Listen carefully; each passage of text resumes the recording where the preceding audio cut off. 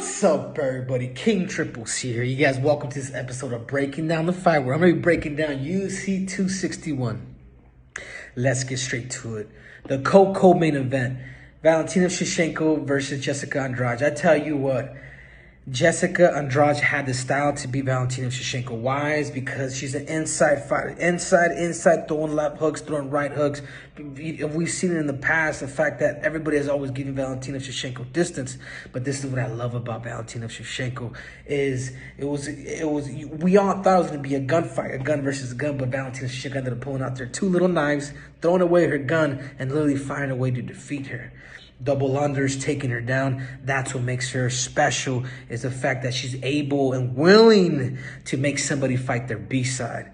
Valentina Shevchenko, what's next for her? There's only one fight that's next for her, and that's against Amanda Nunes. And think about it too, guys. In the past, Valentina in Muay Thai, she has always fought at 125 pounds. Being 135 pounds, that wasn't natural to her. So I say this is what we do. We create a weight class at 130 pounds. And this could be a one-time thing, kind of like the BMA or the BMF. Where these two girls are going to fight at 135 pounds, at 130 pounds, and we're going to determine who the best one in the world is. That's my take on that. Co-main event, Rose Namajunas versus Zhang Weili. I tell you what, Thug Rose is the real deal. Thug Rose, and that's the difference between just Muay Thai and just striking versus just MMA. If you go back and you watch the clip where she did knock out Zhang Weili, what did she do? She had composure in her upper body, and Zhang Weili thought she was going to kick the legs. But look at the composure that Thug Rose had. That foot and that leg slowly came up and eventually catching Zhang Weili in the chin, knocking her out, and that's all she wrote. Anyhow, we didn't see enough to really determine, obviously she did win, but we didn't see enough. We didn't see a fight in reality. So I say they run it back, and I think Dana White's already with it. And then that's going to determine more likely who's probably going to be the greatest strawweight of all time, because they have both beaten Joanna in her prime. Now the fact that Rose has won the bout again, Jesus, man, I think we may have a new strawweight king in the whole wide world. Anyhow, let's get straight to the main event. I tell you what, the Nigerian Nightmare versus Jorge Masvidal.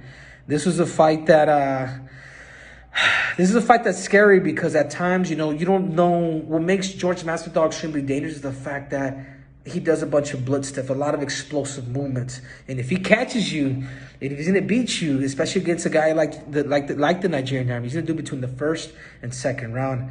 But the experience of Kamaru Usman, his hands, his distance, his leverage. Look at all his right hands that he was throwing. I mean, it was like they almost become like leg kicks. So if you guys see how he throws that right hand, he literally brings that right foot with that right hand. Watch it, guys. You guys over here thinking it's just the right hand. No, but he's able to bring that leg with him, which allows him and gives him more range. Again, congratulations to the Nigerian Nightmare. I am not surprised. You guys may be surprised, but I'm not surprised. The kid is only getting better.